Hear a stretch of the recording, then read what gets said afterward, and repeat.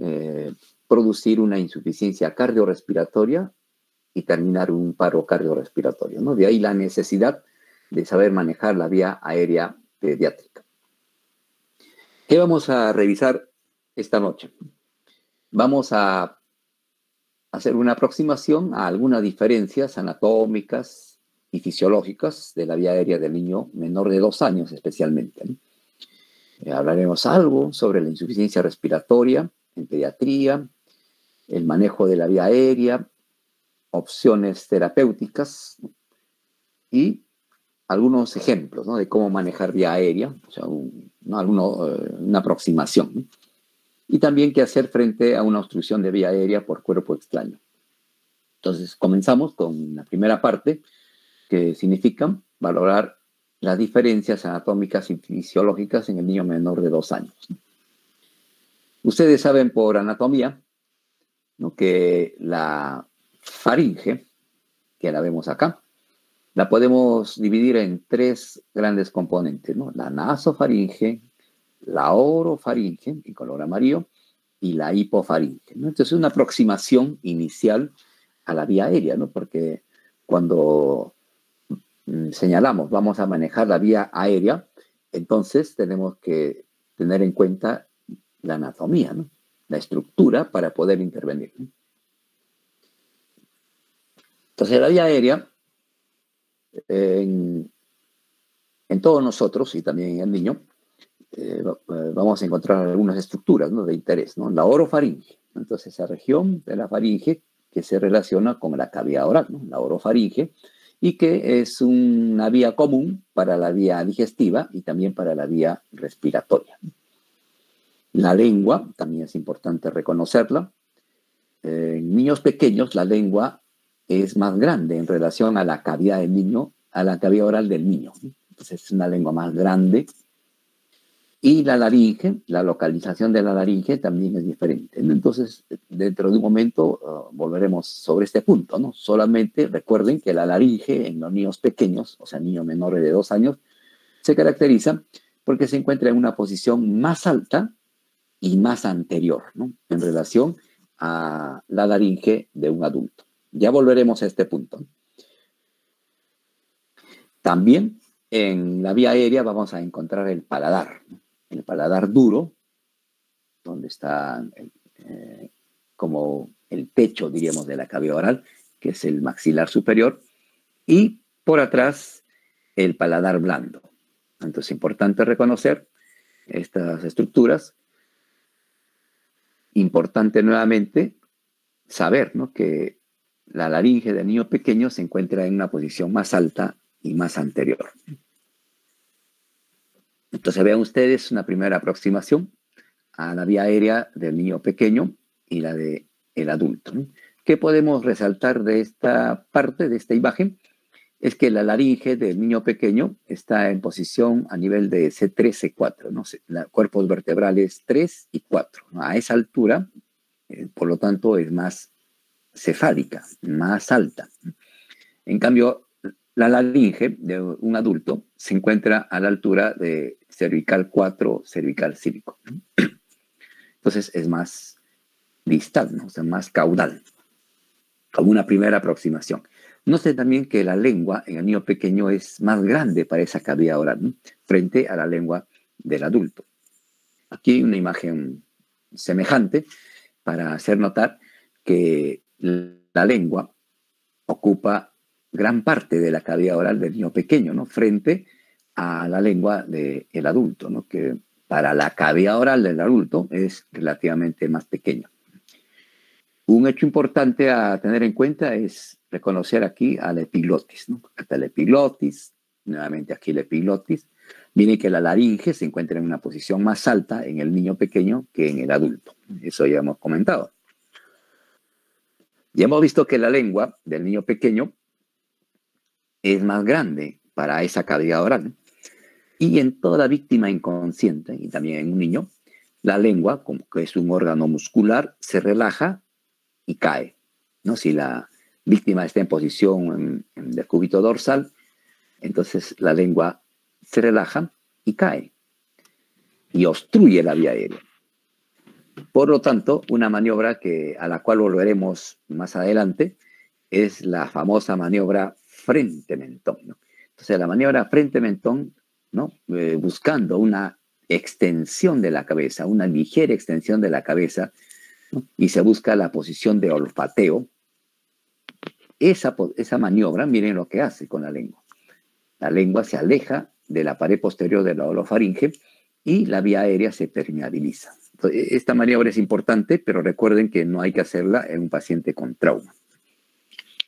Entonces, otro dato, vean ustedes, voy a volver un momento, vean aquí, la lengua que cae. 11, 1-1. Hay una cámara perdón, un micro que está abierto, cierren su micro, por favor. Ya. Entonces decíamos que la lengua se aleja de la pared posterior cuando hacemos la maniobra frente-mentón. Pero ahora vemos algo más, ¿no? Veamos un niño, ya un escolar y un niño pequeño, ¿no? Los niños pequeños, o sea, cuando digo niño pequeño me refiero a los niños menores de 2 años, se caracterizan porque tienen la región occipital prominente frente a un niño de mayor edad o un adulto. Es por eso que para alinear la vía aérea y permeabilizarla, en los niños pequeños se trata de colocar un rodete, una almohadilla, un campo, ¿no? Doblado a la altura de los hombros, ¿no? Para permitir que la cabeza pueda caer y abrirse la vía aérea, ¿no? En cambio, en un niño de mayor edad, escolar, adolescente, tenemos que colocar en el campo a la altura de la cabeza, ¿no? ¿Por qué? Porque ya no tienen esa forma prominente de la región occipital, ¿no? Ya no sobresale la región occipital, entonces de esa manera se logra alinear la vía aérea. Entonces tengan en cuenta esta consideración, ¿no? Porque si yo no lo tengo en cuenta y coloco a manera de una almohada o almohadilla en un niño pequeño, un campo así doblado, entonces voy a flexionar la cabeza y voy a obstruir la vía aérea. Entonces es importante este dato también a tenerlo en cuenta. Ya habíamos señalado que la laringe del niño pequeño está a la altura de los cuerpos vertebrales C2, C3, ¿no? Es una posición más cefálica frente a la vía aérea de un adulto que está a la altura de C4, C5. Un dato importante cuando uno va, por ejemplo, a intubar. Miren ustedes, nuevamente la lengua, aquí está el epiglotis, y este espacio, ¿no?, que existe entre la base de la lengua y la cara anterior del epiglotis es la bayécula. Ya volveremos a este punto, estamos haciendo una revisión rápida de la anatomía que es fundamental cuando uno va a manejar la vía aérea, ¿no? Entonces aquí está la bayécula. Y otro dato importante es que el epiglotis de un bebé pequeño, y miren aquí, de un neonato, tiene la forma de una letra omega. Miren la forma del epiglotis. En cambio, la epiglotis de un adulto tiene la forma de semiluna.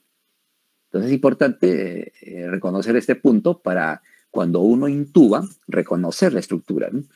Si una persona está entrenada en intubar adultos y siempre intuba adultos, podría confundirse cuando ve un epiglotis de esta forma, ¿no? Pero es lo normal, ¿no? Es la estructura normal que va a ir modificándose a medida como el niño o la niña van creciendo. Otro punto importante a recordar es la laringe. Miren ustedes aquí, estoy delineando el cartílago tiroides, ¿no? Lo que comúnmente se conoce como la famosa manzana de Adán, ¿no? El cartílago tiroides. Ahí está. Si ustedes descienden su dedo por debajo del cartílago tiroides, van a encontrar la membrana cricotiroidea y después el cartílago cricoides. Entonces, aquí está la membrana cricotiroidea y el cricoides. ¿Y por qué señalamos al cartílago cricoides, que aquí está? Porque es la parte más estrecha de la vía aérea en los niños pequeños, ¿no? La vía aérea de los niños pequeños tiene la forma de un embudo, como vemos acá, ¿no? Donde la parte se va angostando a la vía aérea, ¿no? A la laringe, especialmente, y por lo tanto, la parte más estrecha va a ser en este punto. Y esa es la razón de por qué en los niños uno puede usar tubos endotraqueales sin balón o sin manguito o sin cap, y el tubo se va a fijar en esta zona, ¿no? En cambio, la vía aérea de un adulto tiene la forma cilíndrica y necesariamente se requiere un balón o manguito para fijar el tubo endotraqueal. Aquí nuevamente una imagen más. Aquí está el cartílago tiroides que hemos señalado, comúnmente conocida como manzana de Adán, y el cartílago cricoides, ¿no? Más abajo. Avanzamos. Más imágenes, y recuerden que esta es una vía aérea de un neonato, ¿no? La laringe, y al fondo podemos ver ya las cuerdas vocales. Cuando uno intuba, trata de coger, ¿no?, la epiglotis con la hoja del laringoscopio, levantar y encontramos ahí las cuerdas vocales, ¿no?, por donde ingresará el tubo endotraqueal. Aquí vemos ya, por ejemplo, la vía aérea de un niño de mayor edad, ¿no? Puede ser un escolar, un adolescente. Miren la forma de semiluna frente a la forma de una letra omega en el lactante, ¿no? Lo que estamos observando aquí es esta parte de aquí, la epiglotis, ¿no? Y aquí están las cuerdas vocales por donde debe ingresar el tubo endotraqueal durante la intubación. Otro punto importante a recordar es que los niños pequeños, y cuando decimos infante, el niño menor de 1 año, los niños pequeños se caracterizan porque por su mismo tamaño la vía aérea es de menor diámetro, ¿no? Toda su vía aérea, ¿no? Y es una relación en relación a la resistencia al flujo del aire.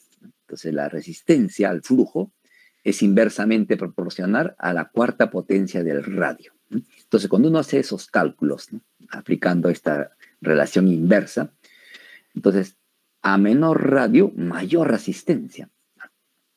Por lo tanto, si tenemos una vía aérea de un bebé que mide un diámetro de 4 milímetros como ejemplo, y lo comparamos con la vía aérea de un adulto con un diámetro de 8 milímetros, si ocurre edema, que tiene 1 milímetro de espesor el edema, entonces va a disminuir la vía aérea ¿no?, en su diámetro, igual a la del adulto, ¿no? Pero más impacto vamos a verlo en la vía aérea pequeña, ¿no?, a pesar de que el edema en ambas vías aéreas va a ser igual, ¿no?, 1 milímetro.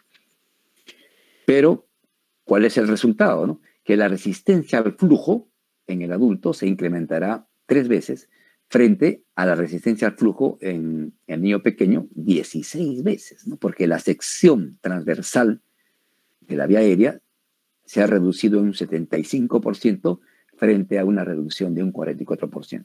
Conclusión de esto es que la vía aérea de los niños pequeños fácilmente, o sea, se va a obstruir, ¿no?, cuando hay inflamación, cuando hay edema, ¿no?, frente a la vía aérea de un adulto, ¿no? Y de alguna manera también este hecho explica por qué fácilmente los niños pequeños hacen sibilancias, ¿no? Hay sibilancias. Entonces, hasta aquí hemos querido aproximarnos a algunas diferencias de la vía aérea del lactante o niño pequeño y del adulto. Entre lo que hemos señalado, hemos visto que la lengua es más grande, la epiglotis tiene forma de omega.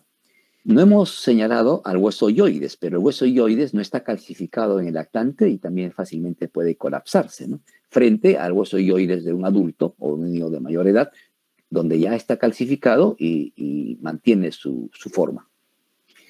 También hemos visto que la parte más estrecha de la vía aérea es a nivel del cartílago cricoides, ¿no?, frente a la vía aérea del adulto, donde todos los diámetros más o menos coinciden, y esa es la razón de por qué en los adultos se tiene que usar un tubo endotraqueal con balón o CAF. Una breve aproximación a lo que es la insuficiencia respiratoria en pediatría. Entonces, miren ustedes esa relación inversa con la edad de la insuficiencia respiratoria aguda. A menor edad, mayor posibilidad de desarrollar insuficiencia respiratoria aguda. Por lo tanto, si vemos la etapa neonatal, miren, de todos los niños que tienen insuficiencia respiratoria, el 50% lo desarrollarán en la etapa neonatal, ¿no? De todos los casos que podemos nosotros registrar de insuficiencia respiratoria, la mitad de los casos están en la etapa neonatal.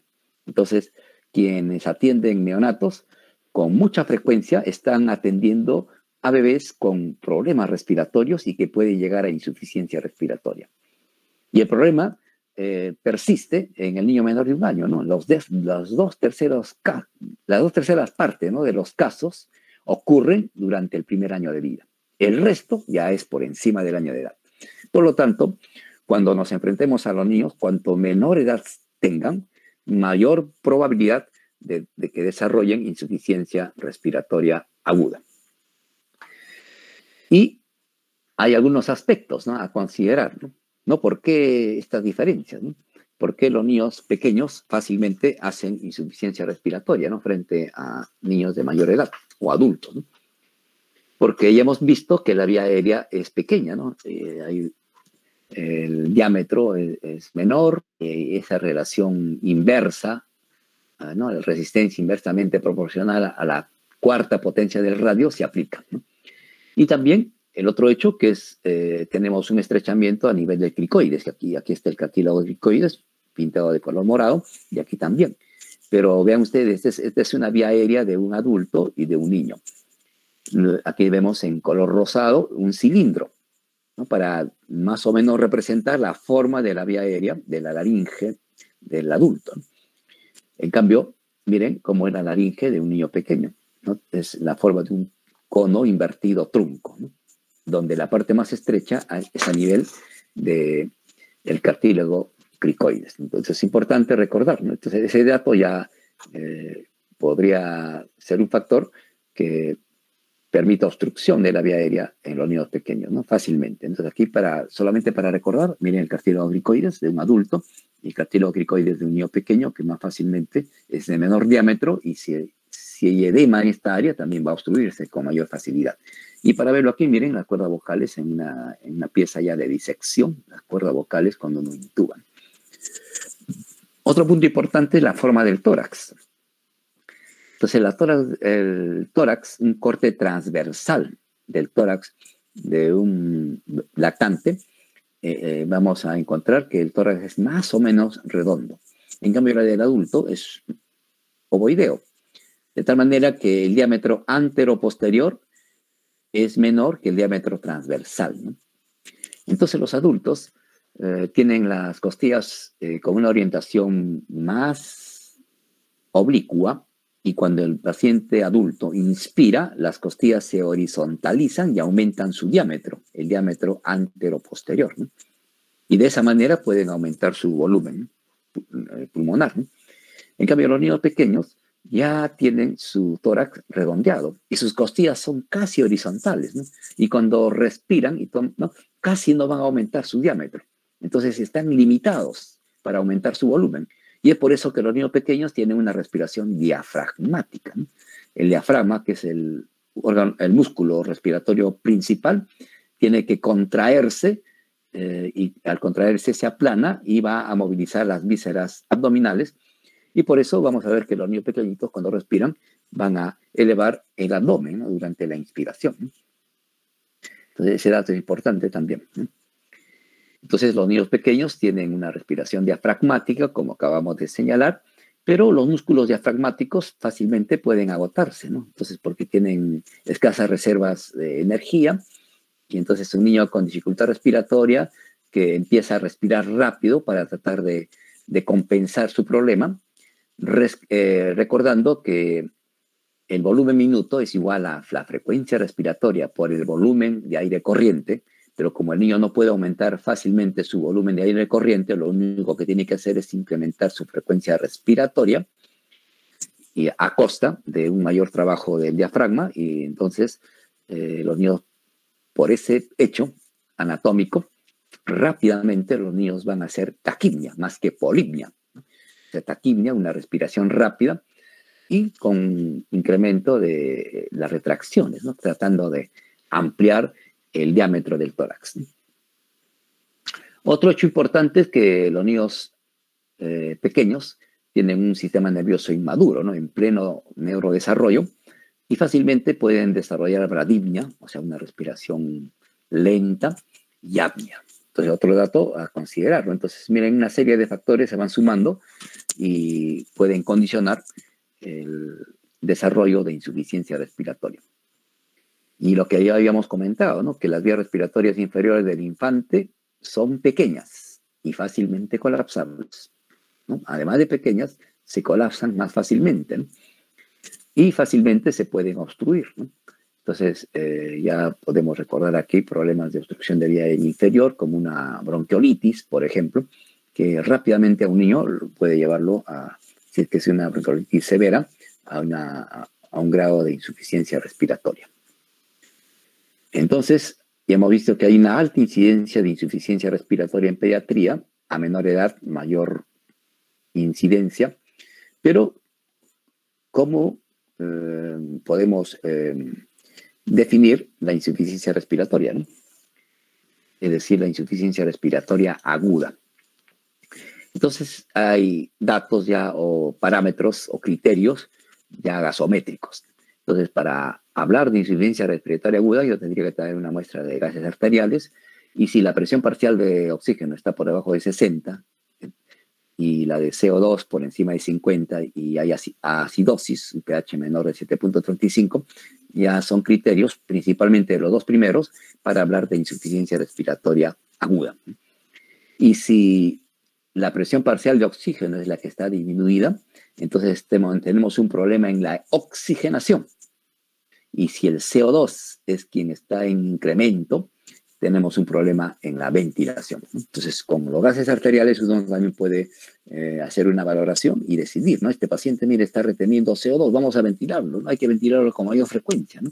O de repente tiene una presión parcial de oxígeno arterial en disminución por debajo de 60, entonces hay que incrementar el FiO2, ¿no? Entonces, de acuerdo al AGA, uno puede tomar decisiones, ¿no? Para la intervención, ¿no? Entonces podemos tener, por lo tanto, una insuficiencia respiratoria oxigenatoria o hipoxia, si quieren, en forma general. Y aquí la intervención es dar oxígeno, ¿no? Vamos a incrementar el FiO2, ¿no? Y podemos estar frente a una insuficiencia ventilatoria.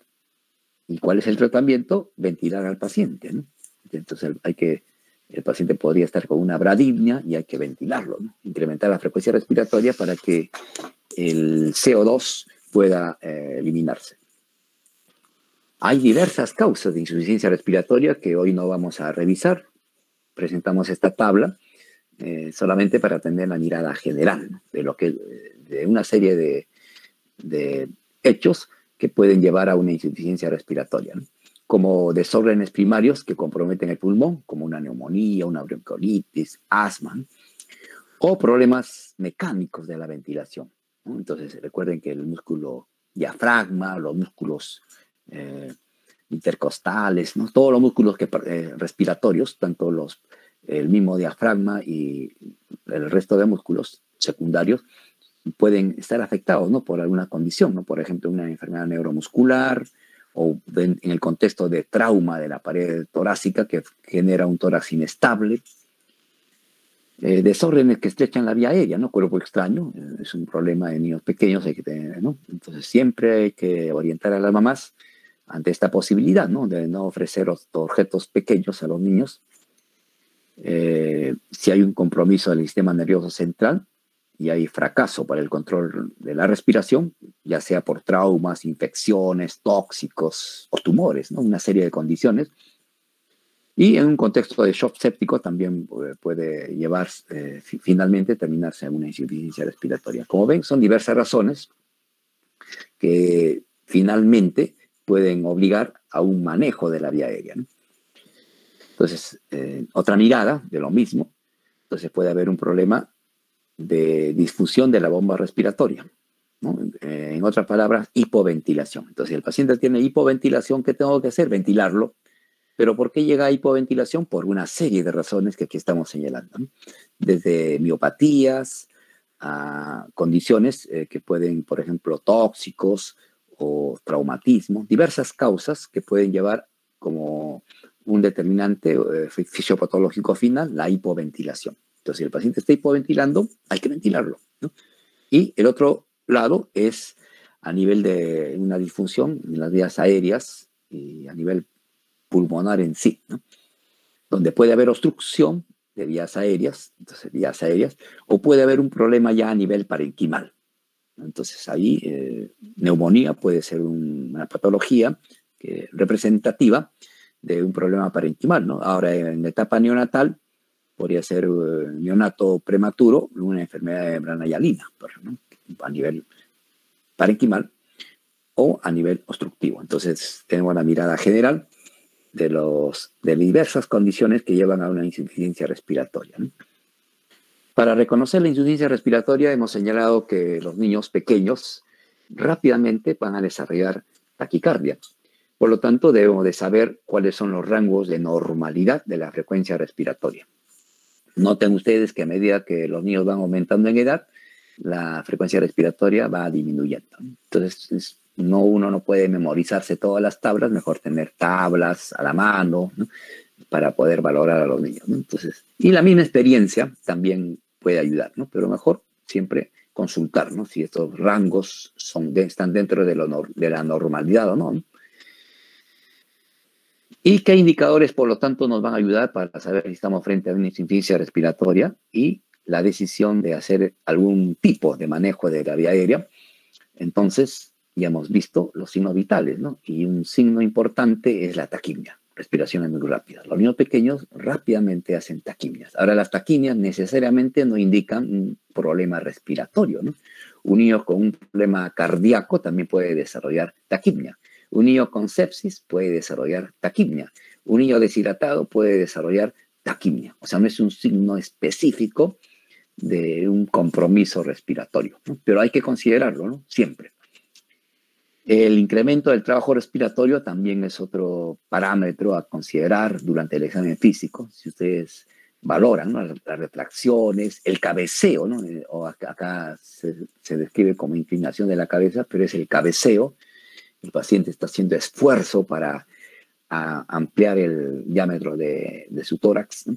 O el aleteo nasal, o el quejido expiratorio, ¿no? El quejido expiratorio es importante reconocerlo porque está indicando compromiso de parénquima, ¿no?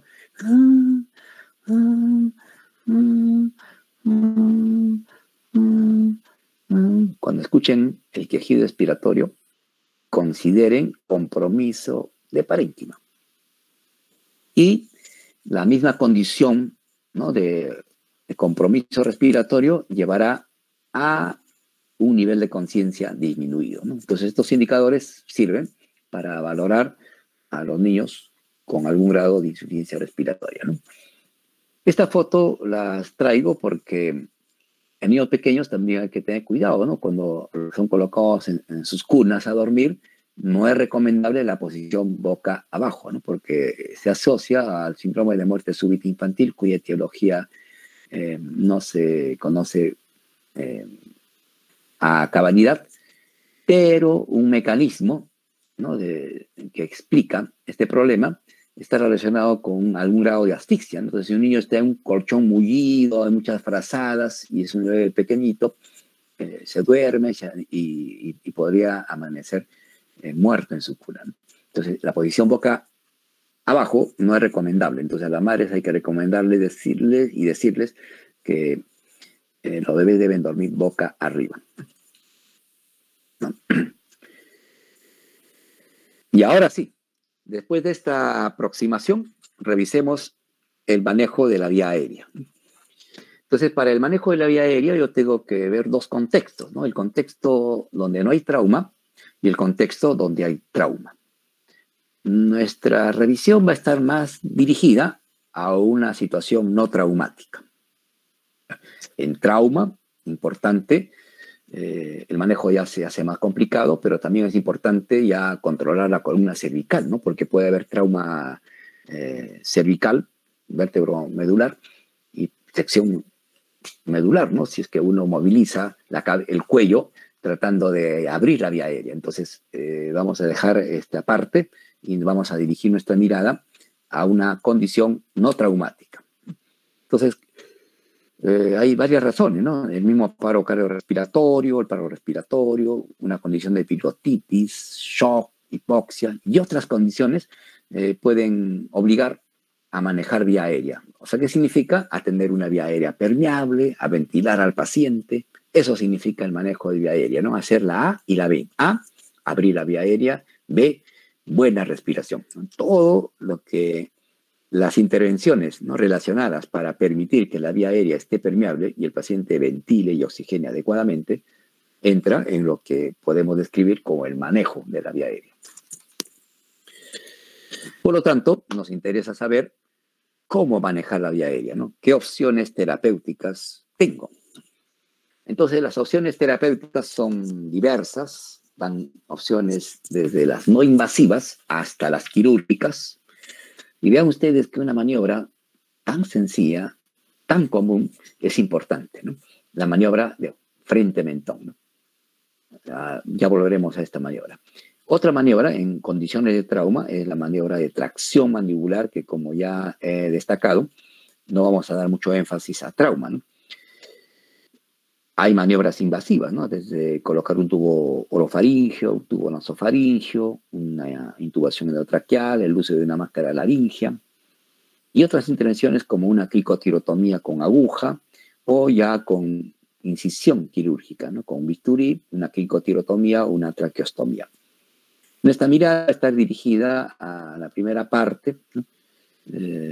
Tratando de describir el procedimiento en sí, ¿no?, para manejar vía aérea. Entonces, cuando nos enfrentamos a la vía aérea, como vemos, hay como unas etapas o como una escalera, ¿no? Entonces uno puede ir avanzando, ¿no? Solamente yo vigilo al paciente o considero dar oxígeno porque el paciente tiene un buen patrón respiratorio, pero si ya no está respirando adecuadamente, tendría que intervenir y por lo menos ventilar, ¿no? Darle ventilación a presión positiva o ya darle una presión positiva continua en la vía aérea con tipo CPAP, o de repente lo intubo o coloco una máscara laringea y podría llegar a ventilación mecánica convencional o de alta frecuencia o administración de surfactante, óxido nítrico y una situación ya de mayor gravedad en el paciente, incluso la oxigenación con membrana extracorpórea, ¿no?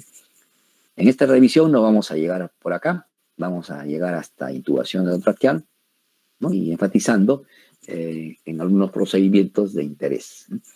El primer procedimiento es la maniobra frente-mentón, ¿no? Entonces, si yo les muestro esta imagen, que podría llamar la atención, ¿no? Entonces uno diría, bueno, este niño está dormido, pero si está enfermo, ¿qué podría hacer por este niño? Uno diría, ¿no? Y lo que yo podría hacer es la maniobra frente-mentón, porque aquí la vía aérea está obstruida. Y hemos visto que la región occipital en los niños es prominente, ¿no? La región occipital que aquí no logramos ver, pero ven ustedes este mismo niño con otra foto. Diferente, ¿no? ¿Qué se hizo? Miren la región occipital prominente y vuelvo a presentar la imagen. Ahí la vía aérea está obstruida. Entonces, una intervención sencilla, importante, es abrir la vía aérea. Puede ser que yo coloque unas vías a la altura de los hombros del niño y he logrado alinear la vía aérea, ¿no? Y lo mismo se busca cuando uno hace la maniobra frente-mentón, ¿no? También busco alinear los ejes. Miren ustedes, una víctima inconsciente, la lengua cae y obstruye y la vía aérea está obstruida porque los ejes de la cavidad oral, de la faringe y de la tráquea están desalineados, pero cuando uno logra y busca, primero y después lo logra, la posición de olfateo, que aquí la vemos, entonces la vía aérea se ha abierto. Este maniquí nos ayuda a entender la posición que se debe buscar en la cabeza. Miren ustedes, no está claro, pero aquí está el conducto auditivo externo. Entonces, ustedes trazan una línea o un plano a la altura de los hombros del paciente, o sea, del niño o de la niña. El conducto auditivo externo debe caer más o menos a la altura de los hombros, ¿no? Si la cabeza está flexionada, como acá, miren, aquí está el conducto auditivo externo y aquí están los hombros, está por encima. Y si la cabeza está muy extendida, y no tenemos la imagen para mostrarla en este momento, entonces el conducto auditivo externo debería estar por abajo. Entonces, cuando ustedes hacen la maniobra frente-mentón, ¿qué deben de buscar? Que el conducto auditivo externo más o menos esté a la altura, en un plano horizontal, de los hombros del paciente. Recuerden que en una víctima inconsciente, como dice acá, el paladar blando, la lengua, la epiglottis, descienden y obstruyen la vía aérea. Al hacer la maniobra frente-mentón, yo alejo estas estructuras de la pared posterior de la orofaringe y además alineo los ejes y trato de permeabilizar, ¿no? El objetivo es permeabilizar vía aérea.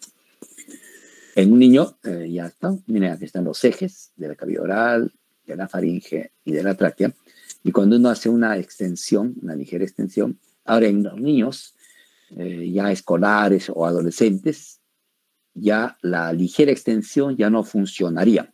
Tendría que extender un poco más, como en el adulto, hiperextender, ¿no? En el niño pequeño no se hace hiperextensión, es una ligera extensión, ¿no? Pero si estamos con escolares o niños adolescentes, como vemos acá, ya se extiende más la cabeza, como un dato a recordar. ¿Y cómo voy a movilizar la cabeza? Con la maniobra frente-mentón, sin presionar sobre globos oculares y tampoco sin presionar sobre partes blandas, ¿no? Porque yo puedo obstruir la vía aérea, ¿no? Es apoyar, en este caso, el dedo índice, o si quieren, dos dedos, índice y medio, sobre la estructura ósea, ¿no? Y de esta manera van a alinear los ejes, ¿no? Entonces, cuando logran nuevamente esta imagen, miren, aquí está el conducto auditivo externo, el hombro, y en un plano horizontal, entonces he logrado la posición de olfateo en los niños pequeños. En niños de mayor edad ya hay que extender un poco más la cabeza debido a que la anatomía ha cambiado. La otra maniobra, en una condición de trauma, es la tracción mandibular, ¿no? El objetivo de la tracción mandibular es no movilizar el cuello. Entonces la maniobra de tracción mandibular trata de hacer una subluxación de la mandíbula, ¿no? Tratando de, en primer lugar, elevar y después hacer una ligera rotación de la mandíbula. Y de esa manera, sin mover el cuello, uno puede alejar la lengua de la pared posterior de la orofaringe, sabiendo que la lengua, si ustedes revisan la anatomía, está insertada en la mandíbula, ¿no? Y si yo logro elevar la mandíbula, ¿no? Elevar y llevarla así para arriba, entonces estoy llevando la lengua también hacia arriba, ¿no? Y estoy abriendo la vía aérea. Entonces la maniobra de tracción mandibular es importante en una condición de trauma, ¿no? Sí, para no movilizar el cuello, ¿no? Entonces, por ejemplo, aquí tenemos una imagen donde hay un traumatismo vertebromedular y para no movilizar la columna cervical, yo tengo que considerar la maniobra de tracción mandibular, ¿no? Entonces yo hago esa maniobra, este movimiento, tratando de alejar la mandíbula, de levantarla y hacia arriba, ¿no? Y de esa manera la lengua también va a movilizarse hacia arriba y se va a abrir la vía aérea, ¿no? Entonces es la famosa maniobra de tracción mandibular. Y si yo ya quiero usar algún dispositivo para controlar la vía aérea, tendría que hablar de los tubos orofaringios, ¿no? Entonces, los tubos orofaringios son de diversos tamaños y la idea es que el tubo va a ingresar a la cavidad oral y va a alejar a la lengua de la pared posterior, ¿no? Entonces, tiene esta forma, el tubo orofaringio, y aleja la lengua de la pared posterior, ¿no? Esa es la idea, ¿no? ¿Y cómo voy a medir? Voy a medir desde la comisura labial hasta el ángulo de la mandíbula. Ustedes saben que la mandíbula tiene una rama vertical y una rama horizontal. Es como una letra L, y ahí está el ángulo. Desde el ángulo hasta la comisura labial mido, y el tubo orofaringio que coincida o se aproxime a esa distancia es el tubo que yo debo de elegir para colocarlo, ¿no? Como lo estamos viendo acá, ¿no? Entonces, aquí otra manera puede ser de medir desde el ala de la nariz hasta el lóbulo de oreja, ¿no? Pero nos quedamos con esta manera, ¿no? Medir desde la comisura labial hasta el ángulo de la mandíbula. Este método más es para el tubo nasofaringio, que ya lo vemos en un momento. Entonces, una vez que el tubo orofaringio ha sido seleccionado, recordemos, desde la comisura labial hasta el ángulo de la mandíbula, ingresará sin rotar, a diferencia del adulto. Entonces aquí estamos viendo cómo se mide, desde la comisura labial hasta el ángulo de la mandíbula. El tubo orofaringio que coincide con esa distancia va a ser el que debemos de colocar. ¿Y cómo voy a colocarlo? Con un bajalenguas. Y el tubo no gira. ¿no? A diferencia de cómo se colocan los tubos orofaringeos en el adulto o niño grande, ¿no? Un niño escolar, un adolescente. En niños pequeños no hay que rotar el tubo porque la lengua es grande, como habíamos señalado, y también aquí el tejido el linfoide es bien friable, ¿no? Entonces uno puede lacerar y sangrar. ¿Qué hacemos? Vamos a deprimir la lengua, ¿no? Baja lengua, se deprime la lengua y el tubo orofaringeo ingresará sin realizar ningún giro y se acomoda, ¿no? Se acomoda y mantiene a la lengua alejada de la pared posterior de la faringe, ¿no? Eso es importante, ¿no? Entonces ya sabemos usar baja lengua para ingresar el tubo orofaringeo, ¿no? No hay que rotar y hay que seleccionar el tubo orofaringeo adecuado, ¿no? Si el tubo orofaringeo es muy pequeño, va a empujar la lengua y por lo tanto va a obstruir. Y si es un tubo orofaringeo muy largo, también va a obstruir. Tiene que ser un tubo orofaringeo adecuado, que se acomode y permita que la lengua permanezca alejada de la pared posterior del orofaringeo. Ni muy largo, ni muy corto. Lo adecuado. Entonces se acomoda el tubo orofaringeo. Otro dispositivo para mantener la vía aérea permeable es el tubo nasofaringeo. Ya les había adelantado que el tubo nasofaringeo vamos a seleccionarlo midiendo la distancia desde el ala de la nariz hasta el lóbulo de la oreja. Entonces uno mide esa distancia desde el ala de la nariz hasta el lóbulo de la oreja y esa distancia es la que va a permitir acomodar el tubo nasofaringeo en esta zona, ¿no? Hasta aquí llegará más o menos el extremo proximal al paciente del tubo nasofaringeo, ¿no? Desde acá, ¿no? En esa distancia. Entonces, esa es la distancia a determinar, ¿no? Ya sabemos que hay tamaños diversos de tubos nasofaringeos, entonces uno tiene que seleccionar el tubo adecuado para colocarlo, ¿no? Entonces, miren ustedes, se coloca el tubo nasofaringeo después de medir desde la ala de la nariz al lóbulo de la oreja y queda en posición. Entonces logramos una vía aérea permeable. Por ejemplo, cuando hay trauma mandibular, cuando hay trismus o cuando tenemos una microagnatia en recién nacido, entonces uno puede usar un tubo nasofaringeo.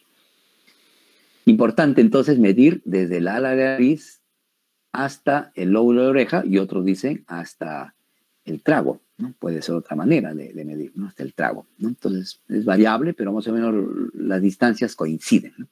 Y además hay que medir el diámetro, ¿no? Porque yo puedo tener el tubo de la longitud adecuada, pero de repente es un calibre muy grueso y no va a ingresar por las fosas nasales. Entonces, además de medir la longitud, yo tengo que medir el diámetro, ¿no? Si va a poder ingresar o no ese tubo por la fosa nasal, ¿no? Entonces, se lubrica el tubo con cloruro de sodio 9 por 1000 y se coloca, ¿no? Entonces, tiene una forma anatómica, ingresa. ¿Y para qué sirve el tubo? Por ejemplo, para ventilar, ¿no? Entonces yo puedo colocar un adaptador de un tubo endotraqueal y puedo ventilar, ¿no? A un paciente que esto es en una condición, por ejemplo, de trismus, ¿no? En contexto de tétanos, que ya no es tan común, o de repente en un contexto de trauma, ¿no? Y hay trauma mandibular, ¿no? Y yo tengo la única manera para tener vía aérea permeable y controlar, ¿no? La vía aérea. Uno puede adaptar, por ejemplo, tubos endotraqueales, midiendo, que hemos visto, desde la nariz hasta el lóbulo de la oreja, y con una cinta de tela adhesiva, uno lo hace un tope, ¿no? Importante el tope, ¿no? Porque si yo no pongo el tope, el tubo va a ingresar y voy a tener un cuerpo extraño en la vía aérea, ¿no? Entonces, si yo no tengo un tubo nasofaringeo, yo podría adaptarlo con un tubo endotraqueal pequeño, un tubo 3, 4, ¿no? O menos, ¿no? 3.5, depende de, ¿no? Hay que valorar si va a ingresar o no por la fosa nasal del bebé, se podría considerar, ¿no? Colocarlo. ¿No? Que es una medida, diríamos, doméstica, ¿no? O sea, si uno no tiene un tubo de fábrica. Dentro de lo que es el manejo de la vía aérea, también es importante la ventilación, que ustedes ya conocen, solamente es para enfatizar en ese punto. y tenemos la ventilación boca a boca y la ventilación boca a boca-nariz. En el contexto de COVID actual no se recomienda, ¿no? Pero como estamos haciendo una revisión del manejo de vía aérea pediátrica, lo señalamos, ¿no? Entonces, siempre el que ventila, ventilación boca a boca, ocluyendo a la nariz, ¿no? Y si se da ventilación boca a boca-nariz, bueno, la boca del reanimador va a cubrir la boca y la nariz del bebé, ¿no? De un niño menor de 1 año. Existen dispositivos con filtros para poder dar ventilación ya no boca a boca, sino con una mascarilla de bolsillo, ¿no? Como estamos viendo aquí. Y aquí se le puede adaptar un filtro EPA, ¿no? En un contexto de COVID. Entonces hay diversos modelos, ¿no? Para dar ventilación boca a mascarilla, ¿no? Boca a mascarilla, ya no estar en contacto con secreciones, ¿no? Entonces, igual, ¿no? Entonces, en contexto de COVID, no se recomienda, ¿no? Pero aquí tenemos la técnica del uso de estas mascarillas de bolsillo para poder dar ventilación boca o ventilación boca a boca, ¿no? Pero con un dispositivo protector, ¿no?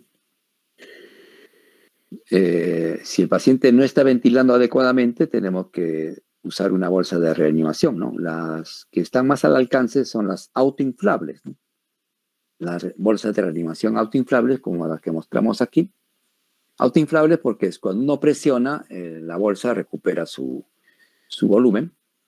Pero las otras bolsas de reanimación son las flujoinflables, son las bolsas de anestesia, ¿no? Que para funcionar requieren una mezcla de aire y oxígeno, ¿no? En cambio, estas bolsas para funcionar no requieren una mezcla de aire y oxígeno, ¿no? Por sí mismas ya recuperan su volumen y uno ventila. Claro que si uno quiere enriquecer el aire administrado, uno tiene que conectar aquí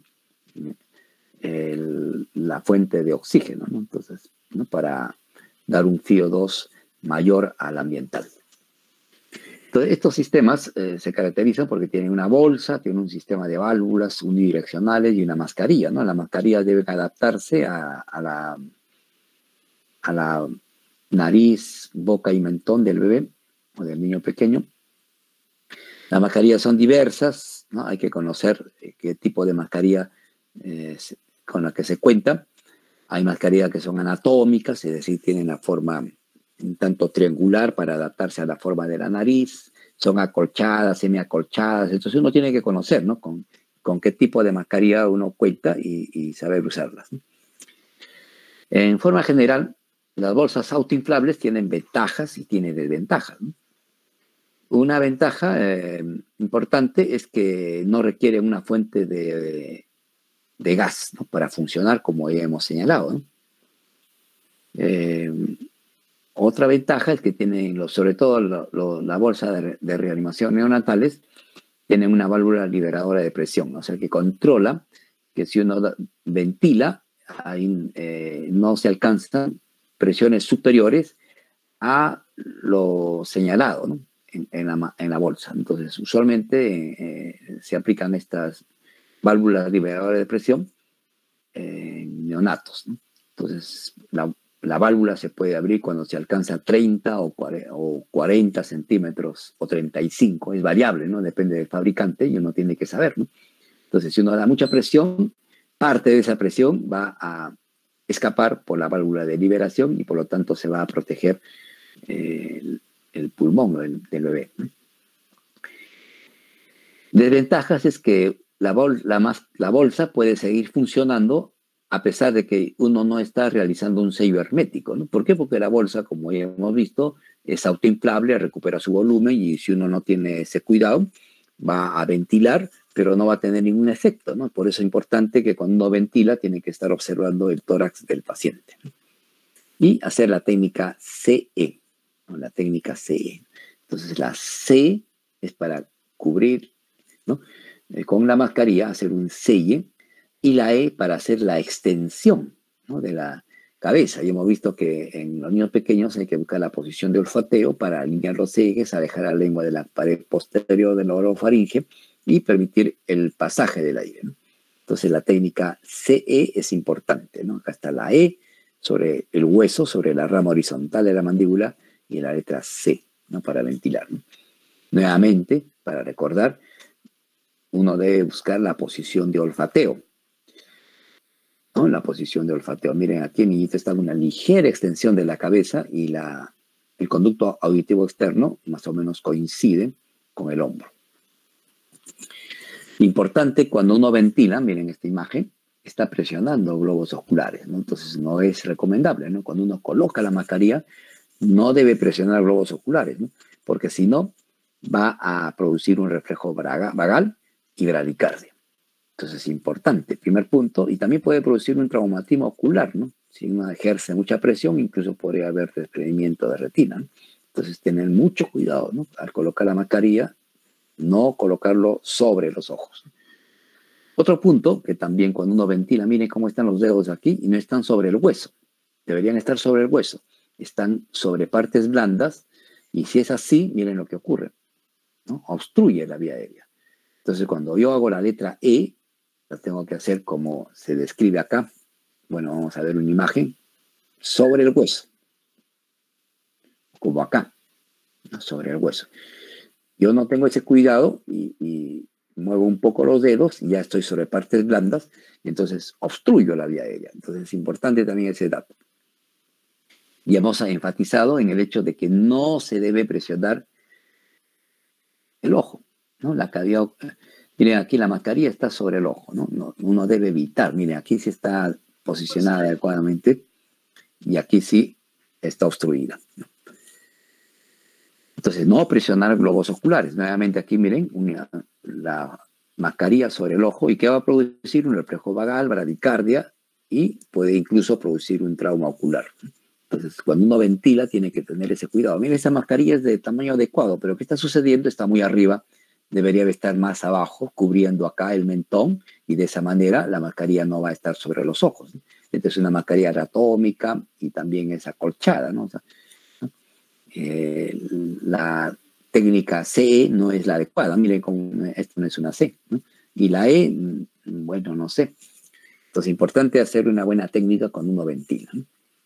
Y si uno da ventilación a presión positiva, debe de considerar colocar una sonda orogástrica si es que ya han transcurrido varios minutos, ¿no? Porque cuando uno ventila, parte del aire va a pasar a la vía digestiva, ¿no? Al esófago, al estómago. Y si uno no evacúa el aire, el niño podría tener un vómito, podría aspirarse. Entonces uno mejor coloca una sonda orogástrica para evacuar la cavidad gástrica, ¿no? Sobre todo cuando uno ha estado ventilando varios minutos, ¿no? Al paciente. Importante recordar la necesidad de la ventilación, ¿no? Entonces a veces uno puede considerar si este paciente está crítico, está mal, yo le doy oxígeno, ¿no? Y solamente se le administra oxígeno. Pero importante es reconocer si el paciente no tiene un buen patrón respiratorio, entonces yo tengo que ventilarlo. Entonces yo detecto hipoxemia, también tengo que valorar cómo está respirando el paciente, cómo está ventilando. Y si el paciente no tiene una adecuada ventilación, además de oxígeno, yo tengo que ventilarlo y considerar colocar un tubo endotraqueal para administrar ventilación mecánica. Entonces, hablaremos algo sobre la intubación endotraqueal. Recordar que para colocar un tubo endotraqueal yo tengo que hacer el uso de un laringoscopio, ¿no? Entonces, los laringoscopios son un instrumento importante para manejar la vía aérea y se caracterizan porque tienen unas hojas rectas o curvas. Entonces, hojas rectas, hojas curvas. Es importante el mango donde contiene las pilas, o sea, para las baterías o pilas, para el foco, ¿no? Que es importante también la iluminación. Entonces siempre está vigilando, revisando sus laringoscopios. Y con el laringoscopio yo voy a poder visualizar al ingresar, veo la faringe, logro observar la laringe. Aquí es una laringe ya de un escolar, miren, en forma de semiluna, y hemos visto que en forma de omega es de un neonato. Y la tráquea al fondo, aquí ya está, ¿no? Acá están las cuerdas vocales y ya más abajo está la tráquea, ¿no? Entonces uno podría llegar a visualizar parte de la tráquea, ¿no? ¿Cuándo intubar? hay varias condiciones, ¿no? Cuando en una condición de paro respiratorio cardíaco no hay que discutir, se considera la intubación para mantener una vía aérea permeable o pacientes que requieran ser ventilados, ¿no? Hay diversas razones, ¿no? Incluso en un contexto de quemaduras, también yo puedo considerar colocar un tubo endotraqueal. Entonces hay una serie de razones para decidir. Una escala de coma de grado menor de 8 también es otro criterio, ¿no? A intubar, ¿no? Si veo que el paciente está reteniendo CO2 y entonces yo decido intubarlo para pasarlo a ventilación mecánica, por ejemplo. Entonces hay varias razones o criterios para considerar la intubación endotraqueal. Y cuando uno va a intubar, nuevamente tiene que recordar la anatomía. Miren aquí la epiglotis de un neonato, en fondo las cuerdas vocales, y la de un niño o adulto en forma de semiluna, y nuevamente las cuerdas vocales, ¿no? Entonces, ese punto hay que recordarlo. Los tamaños de los tubos endotraqueales, existen tablas como la que muestro aquí, que pueden ayudar a seleccionar el tamaño, el diámetro interno del tubo endotraqueal, ¿no? Dependiendo de la edad, tenemos ahí los tubos. Y el número de hoja, ¿no? De hoja, las rectas, las tipo miles o las más simples, ¿no?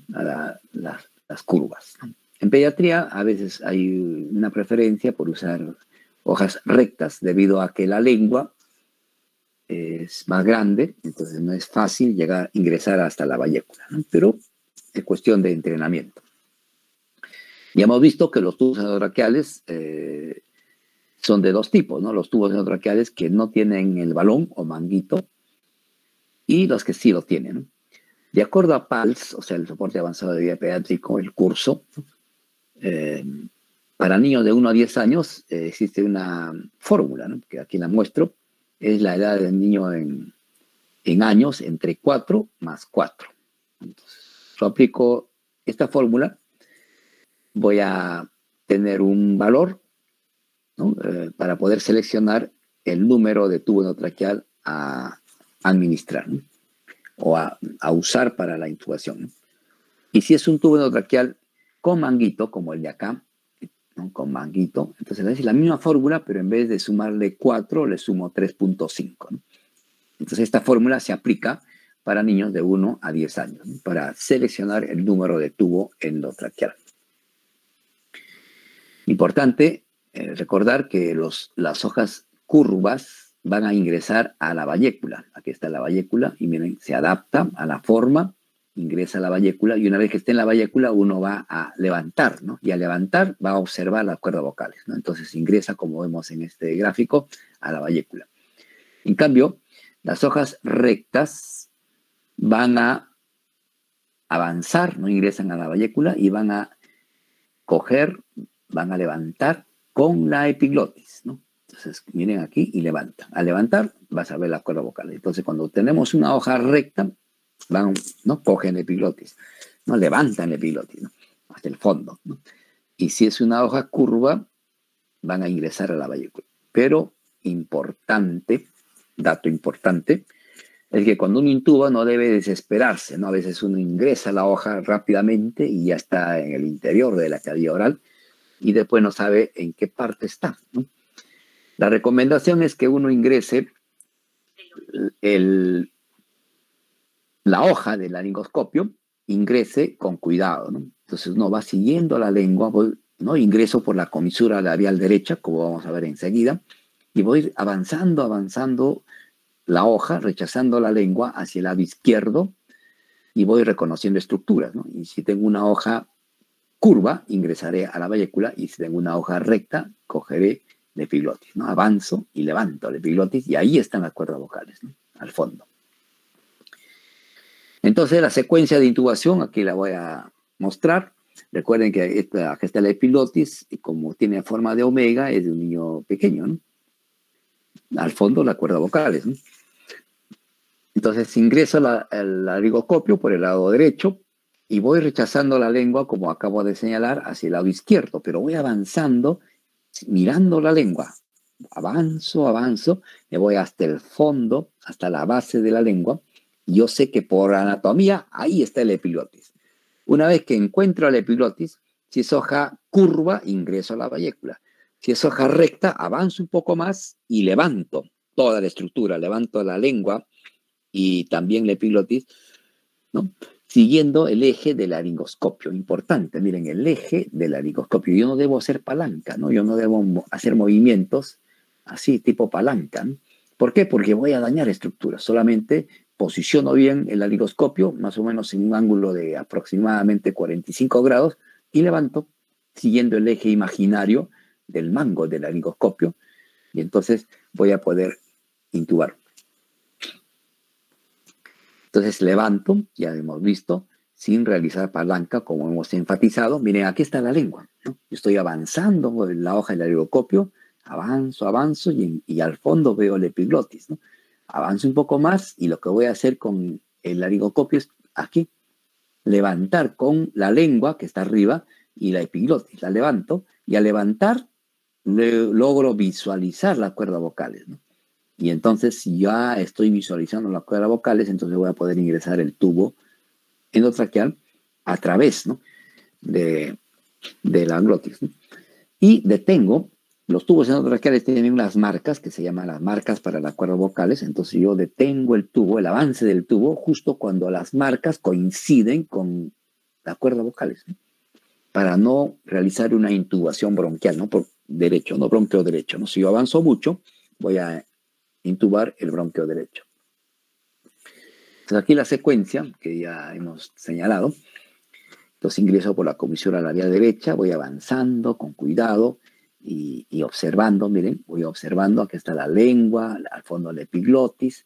En cuanto ya identifico estructuras, y estoy al fondo, pero fui con cuidado, entonces levantaré el epiglotis y tengo una hoja recta. Y al levantar voy a visualizar las cuerdas vocales y lograré colocar el tubo endotraqueal, como se ve acá en este dibujo. Entonces, la misma idea, esta idea es para comunicar el hecho de que yo voy con cuidado, voy avanzando, desplazando la lengua hacia el lado izquierdo, siempre el laringoscopio, ustedes van a sostenerlo con la mano izquierda, ¿no? Entonces van movilizando la hoja, con la hoja, la lengua la van rechazando con cuidado hacia el lado izquierdo, identificando estructuras. Y como esta es una hoja recta, nuevamente, cogen epiglotis, se ponen en la línea media y levantan. Miren la flecha, esta flechita, ¿no? Entonces, no es para hacer palanca, sino siguen el eje del mango. Uno tiene que entrenarse, ¿no? Entonces, aquí hay cabezas de intubación, maniquíes, ¿no?, para intubar, hay maquetas, ¿no? Y ya nuevamente reconocer la estructura para poder colocar un tubo endotraqueal. Ya hemos comentado sobre estas fórmulas. Recuerden, cuando es un tubo sin balón, más 4, y aquí debería ser 3.5, ¿no? Falta aquí con balón, más 3.5, ¿no? Acá hay una corrección, vuelvo a decir, 3.5, ¿no? Y esto se aplica para niños de 1 a 10 años, ¿no? Complicaciones existen, ¿no? Porque cuando uno coloca un tubo endotraqueal, el procedimiento es un procedimiento invasivo y pueden haber una serie de complicaciones, ¿no? Estaba enfatizando en la necesidad de no hacer palanca. Miren, puede haber traumatismo de dientes, labios, lengua, ¿no? Intubación esofágica, ¿no? Si yo ingreso y no reconozco estructuras, me voy al esófago, o intubación monobronquial, me voy a bronquio derecho, ¿no? O usualmente por la anatomía, ¿no? Puedo generar vómitos y también, miren, espasmo laríngeo, ¿no? Miren aquí cómo está la laringe y un espasmo. Miren cómo, ¿no? Entonces, miren, se cierra la laringe, ¿no? No se cierran las cuerdas vocales, entonces el paciente de pronto se pone cianótico, ¿no? Es un accidente que puede ocurrir, hay que hacerlo con cuidado, ¿no? No estar manipulando, ¿no?, varias veces las cuerdas vocales porque puede ocurrir este accidente, ¿no? En realidad hay una serie de complicaciones que uno debe de considerar que ocurren durante la intubación por mala técnica, entre ellas daño o lesión, o sea, traumatismo de ojo, labio, dientes, ¿no? Puede haber fracturas, ¿no? Entonces ven ustedes diversos problemas, y aquí está el laringoespasmo que estábamos señalando, arritmias cardíacas también por el reflejo vagal, ¿no? Taquiarritmias, complicaciones cuando el tubo está colocado ¿no? Y el paciente puede estar en ventilación mecánica, ¿no? Entonces el tubo se puede movilizar, ¿no? Puede haber neumotórax, ¿no? O sea, diversas condiciones, ¿no? O sea, que mientras el tubo está en la vía aérea, ¿no? O también complicaciones durante la extubación, ¿no? Por eso la extubación también es un procedimiento que hay que hacerlo con cuidado, ¿no? Porque puede ser que el paciente podría tener un tubo endotraqueal con balón, y entonces para retirar el tubo es importante desinflar el balón, ¿no? Pero de repente una persona que no ha considerado ese hecho, ya vamos a extubar, entonces retiran el tubo y rompen la cuerda vocal, ¿no? Trauma en la glotis, ¿no? ¿Por qué? Porque no han desinflado, ¿no? Daño. Entonces hay que tener mucho cuidado, ¿no? Puede haber una serie de complicaciones durante la extubación también, ¿no? Hay una clasificación de Malampati que se aplica más en niños grandes, o sea, escolares, adolescentes, para ver o predecir si la vía aérea es difícil o no. Entonces, el grado 4 es un grado de mayor dificultad para colocar un tubo endotraqueal, ¿no? Y si uno encuentra una dificultad, ¿no? Entonces, si en esta vía va a ser difícil de intubar, uno podría considerar usar un dispositivo supraglótico, ¿no? O sea, un dispositivo que se va a colocar por encima de la glotis, ¿no? El tubo endotraqueal es un dispositivo infraglótico, ¿no? Porque atraviesa la cuerda vocal, ¿no? Las mascarillas laringeas es un tipo de dispositivo supraglótico que ha tomado fuerza en la última década, diríamos, o los últimos 20 años, progresivamente. El uso prehospitalario e intrahospitalario se da, ¿no? De la máscara laringeas. Son mascarillas laringeas, es decir, se van a acomodar a la entrada de la laringe, ¿no? Las mascarillas van a ingresar desinfladas y ya colocadas se inflan, ¿no? Y van a aislar la vía aérea.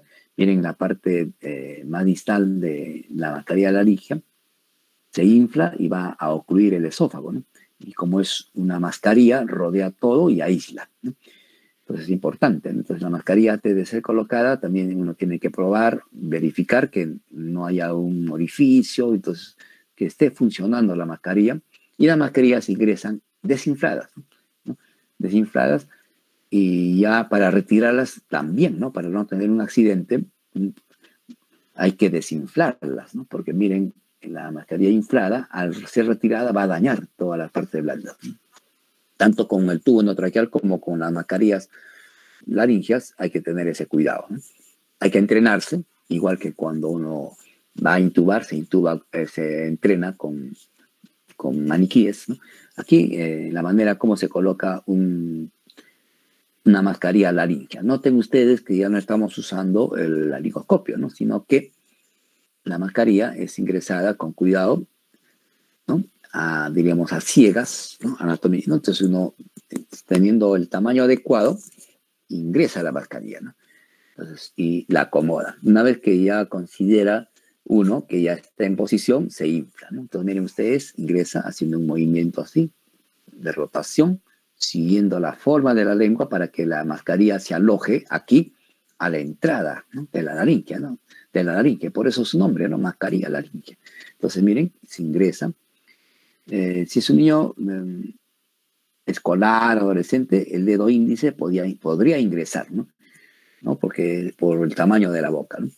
Pero si es un niño pequeñito, no va a ser fácil, ¿no? Entonces solamente hay que ingresar solamente el tubo, ¿no? No va a ingresar a profundidad el dedo, ¿no? Entonces en adultos a veces el dedo índice permite una manera de guiar la mascarilla para acomodarla, ¿no?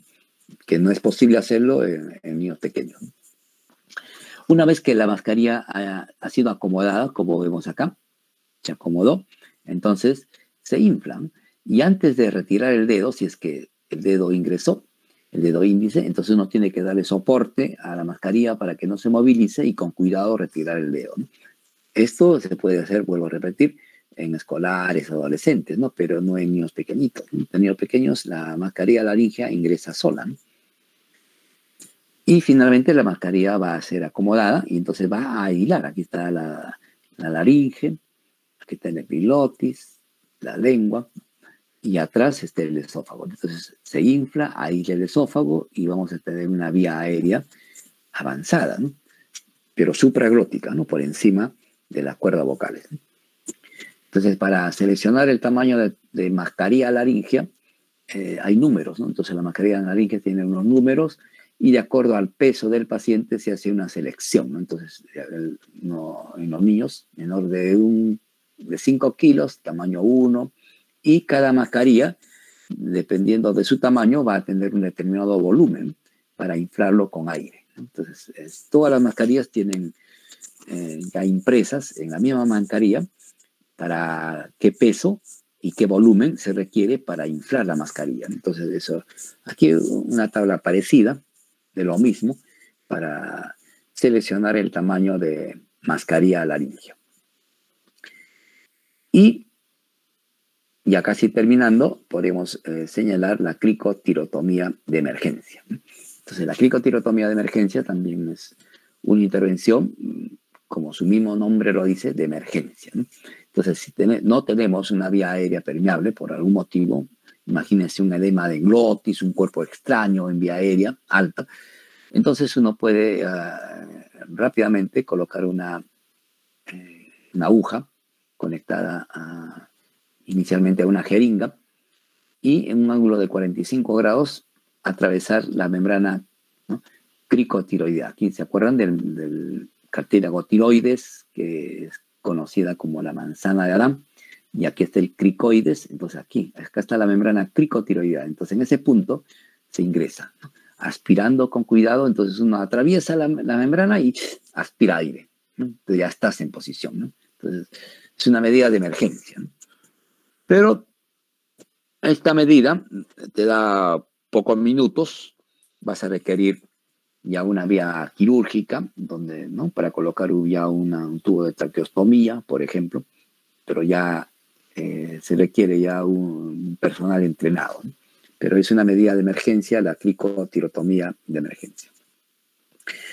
Y algunas condiciones que requieran un manejo de la vía aérea de emergencia, ¿no? En realidad hay una serie de condiciones, ¿no? Para ello es importante siempre tener en cuenta la anatomía y saber que la anatomía se puede alterar cuando hay una lesión aguda, o puede ser un paciente que de por sí ya tiene una anatomía alterada por alguna malformación, alguna condición, y se agrega alguna enfermedad, alguna condición que al paciente lo pone en una situación crítica. Entonces son dos situaciones, ¿no? Entonces niños con vía aérea normal, pero ante un problema agudo, ocurre un problema a nivel de su vía aérea, ¿no?, de la permeabilidad esencialmente, ¿no?, o vías aéreas anormales, ¿no? Entonces, aquí están las condiciones, ¿no? Entonces podemos tener condiciones infecciosas, ¿no?, que van a obstruir la vía aérea. Y podemos reconocer a la epiglotitis, a la laringotraqueitis, a absceso retrofaringio, principalmente. Pero con mayor frecuencia, actualmente, laringotraqueitis, ¿no? Con la introducción de la vacuna contra Haemophilus influenza tipo B, los casos de epiglotitis han ido en descenso, pero pueden presentarse todavía, ¿no? Pero con mayor frecuencia vamos a encontrar en las emergencias de la laringotraqueitis, que se van a caracterizar las obstrucciones de vía aérea superior por un signo importante, ¿no?, que es el estridor laringio, ¿no? Entonces puede haber estridor laringio cuando hay epiglotitis, laringotraqueitis, absceso retrofaringio, y también cuando hay cuerpo extraño localizado a ese nivel, podría aparecer un estridor. Entonces siempre que escuchen un estridor, ¿no?, un estridor, o si estamos hablando de una laringotraqueitis, una tos perruna o tos de foca, ¿no? Que es más o menos así. O sea, los niñitos ingresan a las emergencias entonces ya rápidamente uno está pensando en una obstrucción de vía aérea superior, ¿no? Pero hay condiciones no infecciosas que también pueden obstruir la vía aérea superior, ¿no?, como un cuerpo extraño, trauma, anafilaxis, ¿no? Entonces otras condiciones, quemaduras, ¿no?, ingesta de cáusticos. ¿no? Que también van a obligar a un manejo de la vía aérea. Y condiciones donde los niños ya nacen con alguna anomalía congénita, como el síndrome de Pierre-Robin, micrognatia u otras condiciones, ¿no? En lo que sigue, dos ejemplos. Epiglotitis, uno de ellos que es una emergencia. Miren ustedes aquí, la epiglotis normal, ya hemos visto que tiene forma de omega en los niños pequeños, y aquí, miren cómo es la epiglotitis, ¿no? La vía aérea obstruida. Aquí ya se ha colocado un tubo endotraqueal, ¿no? Para tener una vía aérea permeable y el paciente ya está intubado, ¿no? Pero para intubar una epiglotitis no es tan fácil, ¿no? Y uno tiene en lo posible hacer a la primera, ¿no? Porque si uno empieza a manipular la epiglotis, a tocar y tocar, se inflama más y puede obstruirse totalmente la vía aérea, ¿no? Entonces, por lo tanto, es una emergencia, ¿no? Un niño con una epiglotitis va a estar concentrado en su respiración, ¿no? Y por lo tanto va a adoptar una posición de olfateo, está concentrado en su respiración y ahí está. Y un signo radiológico es el signo del dedo pulgar, ¿no? ¿No? Si es que uno... y además el paciente va a tener cialorrea, ¿no? Va a tener dolor y va a tener una apariencia tóxica, febril, ¿no? Y concentrado en su respiración. Entonces la epiglotitis. Entonces, ¿qué tenemos que hacer? ¿No? Importante reconocer la epiglotitis, valorar si el paciente está estable o está descompensado. Si está estable, entonces uno puede planificar rápidamente para que la intervención ocurra en sala de operaciones, con personal entrenado, ¿no? Para intubarlo al paciente, ¿no? Pero si el paciente está descompensado, llega así, a una condición crítica, inmediatamente ventilación a presión positiva, tratar de intubar, ¿no? De colocar un tubo endotraqueal, y si esto fracasa, una cricotirotomía con aguja que acabamos de señalar, y rápidamente uno debería tener un personal entrenado, ¿no? Para resolver esta vía aérea difícil. Ya hemos visto esto, la epiglotitis, una vía aérea, miren, una laringe normal, y miren cómo está la epiglotis, ¿no? Está obstruyendo, ¿no? Y si se inflama más, esta obstrucción parcial puede hacerse total, ¿no? Y ahí estamos en un gran problema, ¿no? Otro problema más frecuente, acabo de decirlo, es la laringotraqueitis, ¿no? O CRUF, o laringotraqueitis, cuya etiología es viral, ¿no? En cambio, las epiglotitis, la etiología usualmente es bacteriana. Entonces, la laringotraqueitis también va a producir estridor, ¿no? Y el manejo va a ser con nebulizaciones, con dexametasona, corticoides, ¿no? Y algunos niños podrían llegar a intubación, sí, pero no es lo común, ¿no? Mayormente van a mejorar si es que es una laringotraqueitis, con adrenalina, con nebulizaciones y también se puede considerar corticoides, ¿no? Otro problema es la obstrucción de vía aérea por cuerpo extraño, ¿no? Entonces, niños pequeños siempre hay que tenerlo en cuenta, siempre hay que recordar a los familiares, no tener objetos pequeños, no dar objetos pequeños a los niños, ¿no? Porque puede ocurrir una obstrucción de vía aérea superior, ¿no? O obstrucción de vía aérea por cuerpo extraño, ¿no? Va a depender dónde se localice el cuerpo extraño, ¿no? Para darle su nombre. Entonces, ya terminando, hablaremos de la obstrucción de vía aérea por cuerpo extraño, de lo base, ¿no? Entonces, la obstrucción de vía aérea en pediatría también es un problema, especialmente en niños menores de 5 años, ¿no? El 90% de las muertes por aspiración de cuerpo extraño ocurre en niños menores de 5 años, ¿no? Pero ¿quiénes son las principales víctimas? Los menores de 1 año, 65%. Entonces, cuanto menor edad, mayor riesgo. Miren aquí un botón, un niño, ¿no?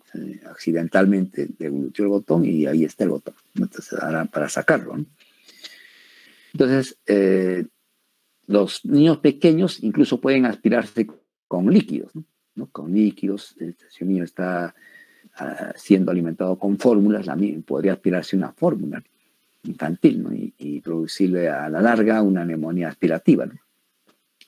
O con objetos sólidos como objetos pequeños, alimentos, hot dog, nueces y otros, y también por globos. Entonces, los niños puede incluso ocurrir en escolares, ¿no? Entonces, quien habla tuvo noticias de 2 niños que fallecieron durante carnavales en diversos años por globos, ¿no? Accidentes, ¿no? Estaban inflando el globo y de pronto el globo fue aspirado, ingresó a la vía aérea, obstruyó y nadie pudo sacarlo y se murió el niño.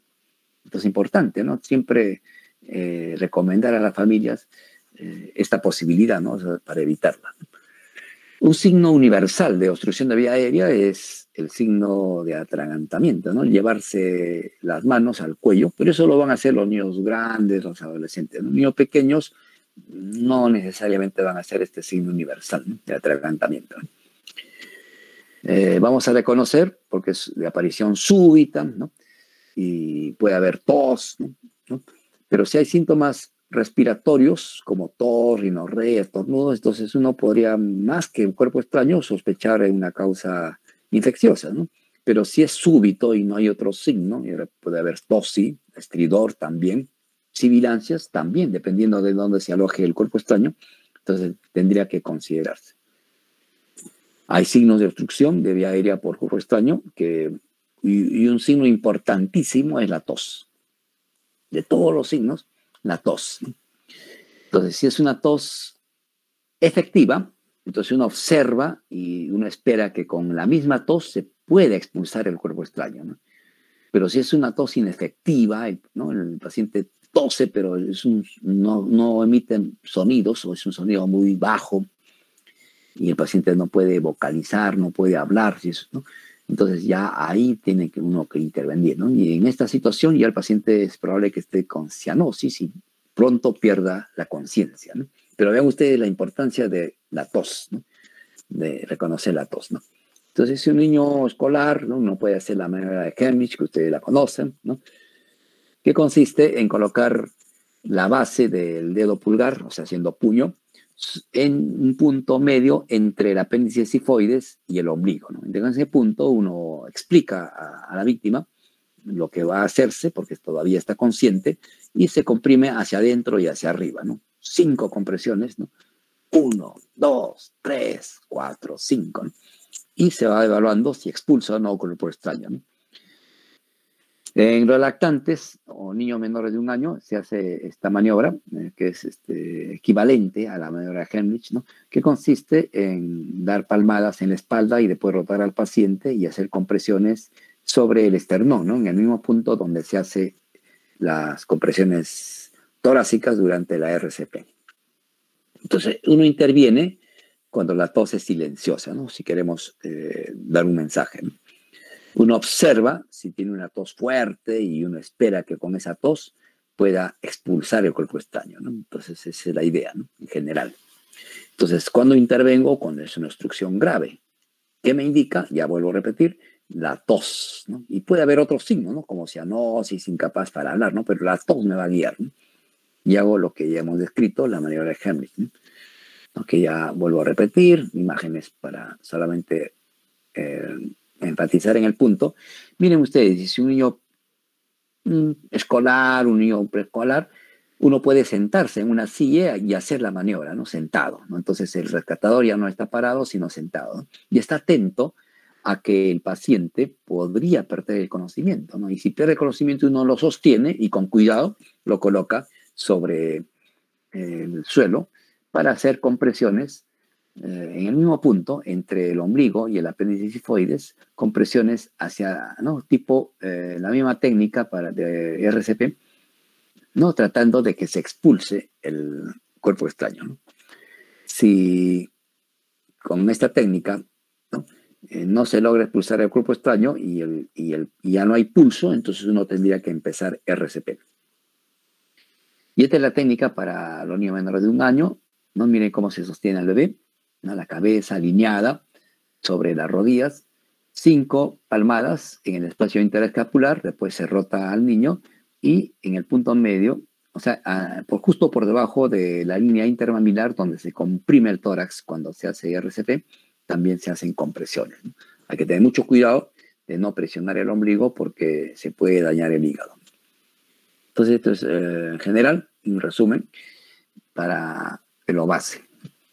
Si está estable, observar. Si está descompensado, o sea, la tos te va a guiar, tienes que intervenir. Entonces, inicialmente, las maniobras que hemos señalado, Y después uno podría ya avanzar a emplear ya una vía avanzada, ¿no? De repente considerar intubación, si es que es posible, o una vía quirúrgica, ¿no? Vía aérea quirúrgica, ¿no? Tratando de salvar al paciente, ¿no? Pero si en esta condición el paciente pierde el pulso, entonces uno empieza maniobras de RCP y debe haber llamado, ¿no? Haber pedido ayuda, ¿no? Para tener un equipo que venga para hacer manejo ya avanzado, ¿no? De vía aérea, con la intención de que el paciente sobreviva, ¿no? Pero recuerden que el tiempo es lo que está en contra, ¿no? Son minutos, ¿no? Pocos minutos, ¿no? Los que tenemos. Recuerden que un adulto a los 2 minutos, o 4 minutos mejor, ya se considera que hay una muerte clínica. Y pueden haber otras condiciones que hoy no vamos a tocar, ya el manejo de los especialistas, ¿no? Los anestesiólogos, personal que esté en las UCIs, ¿no? Que puede tener problemas para manejar vía aérea cuando hay otras condiciones más difíciles, ¿no? Y de eso hoy no vamos a hablar, ¿no? Entonces, hasta aquí hemos hecho una revisión de cómo manejar la vía aérea. Hemos visto que hay condiciones donde uno debe considerar solamente observar. Si el paciente está ventilando adecuadamente, puedo considerar dar oxígeno, pero si no está ventilando adecuadamente, ya tengo que iniciar la ventilación a presión positiva y considerar ya otras condiciones como intubación endotraqueal o máscara laríngea, ¿no? Para tener una vía aérea permeable avanzada. Y la intención final es resolver este problema, ¿no? Que rápidamente al paciente lo va a llevar a una insuficiencia cardiorrespiratoria y paro cardiorrespiratorio, ¿no? Entonces, esto es lo que hemos querido ofrecerles a todos ustedes y muchas gracias, ¿no? Por la atención. Muchas gracias, doctor. Creo que ha sido una excelente ponencia que todos han podido aprovechar. Ha dictado mucho conocimiento y en realidad una información súper completa que tenemos el honor los estudiantes de la UPC de poder disfrutarlo semana a semana en el externado de pediatría. Y bueno, solo hay, me parece, 2 dudas de los asistentes. Le voy a decir las 2 preguntas para que usted pueda poder responder estas preguntas. A ver, una de las preguntas dice, un recién nacido debe obtener una posición especial para acostarse y tener una vía aérea adecuada cuando está descansando. La recomendación general, o sea, para recién nacidos y también para niños pequeños, cuando yo digo niños pequeños, menores de 2 años, pero principalmente el primer año de vida, y cuanto menor sea de edad, con mayor énfasis, es que duerman boca arriba, ¿no? Por este hecho de que cuando son colocados boca abajo, existe esa posibilidad, ¿no? De la que hemos descrito, el síndrome de muerte súbita infantil, ¿no? Entonces, para evitar ese problema, deben de ser colocados boca arriba, con la cabeza para un lado o para el otro lado, ¿no? Entonces, orientar bien a las madres, tampoco colocarles los colchones muy mullidos, ni muy arropados, ¿no? Porque existe esa posibilidad. Incluso cuando estamos después del parto, y es un caso que tuvimos en el hospital donde laboro, entonces el bebé es colocado en contacto piel con piel, después en alojamiento conjunto, pero era madrugada, y de pronto, y justo yo estaba de guardia, la obstetriz viene con un bebito cargando, ¿no? Porque ella había ido a ver a la mamá y había pasado como 1 hora y media más o menos del parto. Era un parto vaginal. Y entonces el bebé, cuando lo trae, estaba en apnea, cianótico. El bebé fue reanimado, intubado, terminó en ventilación mecánica, pero tuvo daño cerebral, ¿no? Y el niño falleció más o menos a los 42 días, ¿no? Y entonces el niño, ¿qué había pasado? Había estado en contacto, en alojamiento conjunto con la mamá, y la mamá a esa hora cansada también, y el bebé, es probable que el bebé se haya sofocado, ¿no? Entonces estaba lactando y se quedó ahí en esa posición, y cuando se dieron cuenta ya habían pasado algunos minutos, ¿no? Cuando no sabemos cuántos, ¿no? Pero ese es el riesgo, ¿no? Por eso es importante vigilar vigilar siempre, sobre todo en estas primeras horas, y también recomendar a las madres, ¿no? Porque, como ustedes saben, si no llega oxígeno al cerebro, son pocos minutos lo que tenemos, ¿no? Para resolver este problema. Así es, doctor. Bueno, la siguiente pregunta es, en el caso de la enfermedad de membrana hialina, ¿qué tipo de problema sería? Preguntan si es ventilatorio o oxigenatorio. En la enfermedad de membrana hialina, el problema fundamental es a nivel alveolar, ¿no? Entonces, ¿qué pasa a ese nivel? Hay deficiencia de surfactante y los alveolos no van a mantener su volumen, ¿no? Se van a colapsar, ¿no? Entonces el intercambio gaseoso va a verse afectado, ¿no? Entonces un bebito, un prematuro con enfermedad de membrana hialina, va a tener patrón respiratorio, ¿no? Va a estar respirando, ¿no? Y va a haber tirajes, aleteo nasal, ¿no? Quejido, ¿no? Porque está, como se dice, luchándola, ¿no? No es un problema ventilatorio, no es un problema a nivel de la membrana alveolo capilar, ¿no? Que está en problema, ¿no? Los alveolos están colapsados, no puede haber una hematosis adecuada, y más es un problema a ese nivel, ¿no? De oxigenación, ¿no? En una enfermedad de membrana hialina. No, porque tú ves el bebito, tiene patrón respiratorio, no es su problema la respiración, ¿no? Su problema es cómo puede oxigenar su sangre, ¿no? Y es por eso que el manejo es administrar surfactante exógeno para que los alveolos colapsados puedan mantenerse, ¿no? Llenos de aire, ¿no? Entonces ahí viene, y también la otra manera de ayudar a estos bebés es con el CPAP nasal, ¿no? O sea, dar presión positiva continua en la vía aérea, ¿no? Para que los alveolos no se colapsen. Y podría llegar a ventilación mecánica, ¿no? Pero el problema aquí es a nivel alveolar, ¿no? Y cuando hablamos de alveolar es parénquima, y parénquima es oxigenación. Muchas gracias, doctor. Nuevamente.